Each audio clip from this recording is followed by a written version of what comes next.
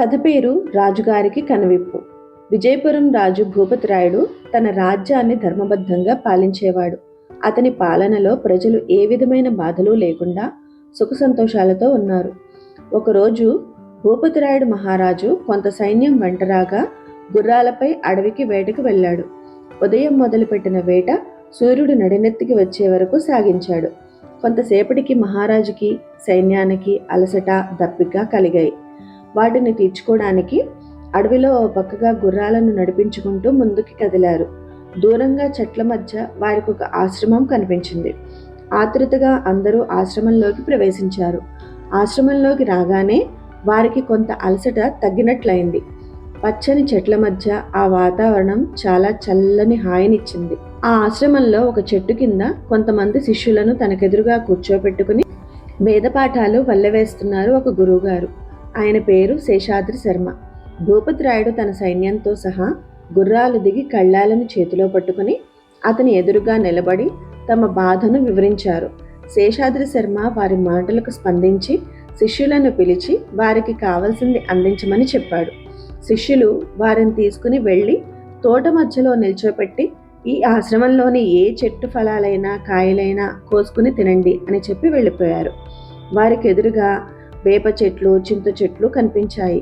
దూరంగా అనేక ఫలవృక్షాలు కనిపిస్తున్నా అక్కడికి వెళ్లే ఓపిక తీరిక లేక అలసిపోయి ఉన్నందువల్ల వాటినే కోసుకుని తిని శిష్యులు అందించిన కూజాలోని మంచినీరు త్రాగారు. వారికి వేపకాయలు చింతకాయలు మధురాతి మధురంగా ద్రాక్ష పళ్ళలాగా మామిడి పళ్ళలాగా తీయగా ఉన్నాయి. మంచినీరు కొబ్బరి నీళ్ళలా అమృతంలా ఉన్నాయి. ఆ మంచినీరుతో కడుపంతా నింపుకోవాలనిపించింది వారికి. రాజుకి సైన్యానికి అపరిమితమైన ఆశ్చర్యం వేసింది. తాము తిన్న ఫలాలేమిటి, తాము తాగిన నీరేమిటి, అమృతప్రాయమైన ఆ తీయదనం వాటికి ఎలా వచ్చింది?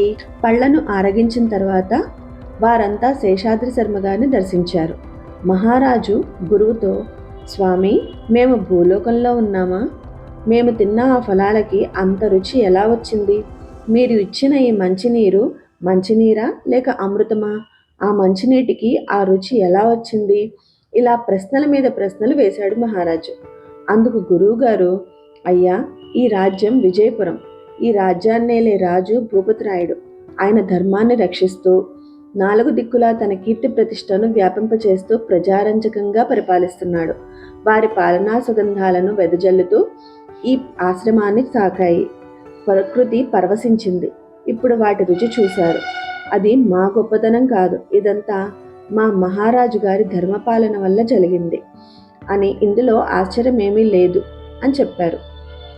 ఆయన ధర్మాన్ని రక్షిస్తున్నారు, అందుకని ధర్మమే ఆయనకు రక్షణగా ఉంది. ఇంతకీ తమరెవరో చెప్పండి అని అడిగారు. గురువుగారి నోటి నుండి ఆ మాటలు విన్న మహారాజు గారికి అమితమైన ఆశ్చర్యం ఆనందం ఒకేసారి కలిగాయి. నమ్మశక్యం కాకుండా ఉంది. తనకి తెలియకుండా తన రాజ్యంలో ఇంతటి శక్తి ఉందా? ప్రకృతి పరవశించిందా? దీనికంతటికీ కారణం తానా, తన పరిపాలన అని అనుకుంటూ, స్వామి, తమకి నా అభినందనలు. చాలా ఆనందకరమైన గర్వకారణమైన వార్తను మాకు తెలిపారు. మేమెవరమో తర్వాత మీకే తెలుస్తుంది అని చెప్పాడు రాజుగారు. గురువుగారి వద్ద సెలవు తీసుకుని తన పరివారంతో గుర్రాలకి వెళ్ళిపోయారు. రాజ్యానికి చేరిన మహారాజు ప్రవర్తన విచిత్రంగా మారిపోయింది. తన వల్ల ఇలా జరిగింది కాబట్టి తానే మూలం అనుకుంటూ తనకు చాలా గర్వంగా ఉంది అంటూ గర్వపడుతూ ఇంతటి ఘనకార్యాన్ని, అందులో ప్రకృతి పరవశించే విధంగా తన పరిపాలన ఉందా అంటే సర్వం తానే అన్నమాట. ఇలా ఆలోచిస్తూ అతనికి విపరీతమైన గర్వం ఆవహించింది. ఇదిలా ఉండగా పొరుగుదేశం రాజు సుధీరసేనుడికి భూపతిరాయుడి పేరు ప్రతిష్టలు నచ్చలేదు. తనకంటే ఇంకొకరి పేరు గొప్పగా ఉండడం అతను సహించలేకపోతున్నాడు. ఎలా అయినా భూపతిరాయుడి పేరు ప్రతిష్టలు పాడు చేయాలని ఆలోచించి తన రాజ్యంలోని వసుంధర అనే నర్తకీమణిని విజయపురంలోకి ప్రవేశపెట్టాడు. రాజుగారి అనుమతి తీసుకుని రాగయుక్తంగా మనోహరంగా తన నైపుణ్యాన్నంతా చూపిస్తూ నాట్యం చేసింది వసుంధర. మహారాజు గారు సభికులు ఆ నాట్యానికి మైమర్చిపోయారు. భూపతిరాయుడి ఆజ్ఞతో అనేక రకాలైన కానుకలతో ఆమెను సత్కరించాడు. మహారాజు ఆమెను పరిశీలనగా చూశాడు. ఆమె నాట్యగత్తే కాదు, చాలా మంచి సుందరాంగి కూడా. ఆమె మహారాజు చేసిన సత్కారాలకు మురిసిపోతూ రాజుగారి వైపు ఓరగా చూస్తూ, మహారాజా, తమ ఆశ్రయాన్ని కోరి వచ్చాను, నా మీద దయ చూపించండి అని వినయంగా అడిగింది. ఆమె కోరిందే తడవుగా రాజమర్యాదలతో అంతఃపుర నివాసానికి ఏర్పాట్లు చేశాడు. అది మొదలు వసుంధరికి మహారాజు దాసుడైపోయాడు. ఆమె సన్నిధిలో ఉంటూ భార్యాబిడ్డల్ని, రాజ్య పరిపాలనను మరిచిపోయాడు. నిత్యం మత్తుపానీయాలు సేవిస్తూ కేళీ విలాసాలలో మునిగిపోయాడు. పొరుగురాజు సుధీరసేనుడు ఏం కావాలని కోరుకున్నాడో అదే జరిగింది విజయపుర రాజ్యంలో. విజయపురి రాజ్యం ధర్మం తప్పింది. ఎప్పుడూ జరగని దొంగతనాలు, దోపిడీలు ఎక్కువయ్యాయి. అధర్మమే అన్ని విధాలా రాజ్యమేలుతోంది. భూపతిరాయుడు తన గొప్పదనాన్ని శేషాద్రి శర్మ గురువుగారి ద్వారా వినాలని ఆ అడవిలోని ఆశ్రమానికి సైన్యంతో తరలి వెళ్ళి తమ ఆకలి దాహార్తి తీర్చాలని గురువుగారిని కోరాడు. అందుకైన ఇదివరకు లాగానే అనుజ్ఞ ఇచ్చారు. వెంటనే మహారాజు సైన్యంతో వెళ్ళి అవే ఫలాలు కోసుకుని తిన్నారు. అవి ఇదివరకట్లా తీయగా లేవు. తమ తీపిదనాన్ని కోల్పోయి వాటి సహజ రుచులు చేదు, పులుపు వచ్చాయి. వాటిని వీళ్ళు తినలేకపోయారు. మహారాజుకి విపరీతమైన ఆశ్చర్యం వేసింది.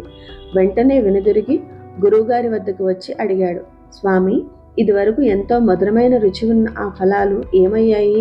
చాలా వింతగా ఉందే అంటూ మహారాజు ఆతృతగా అడిగారు.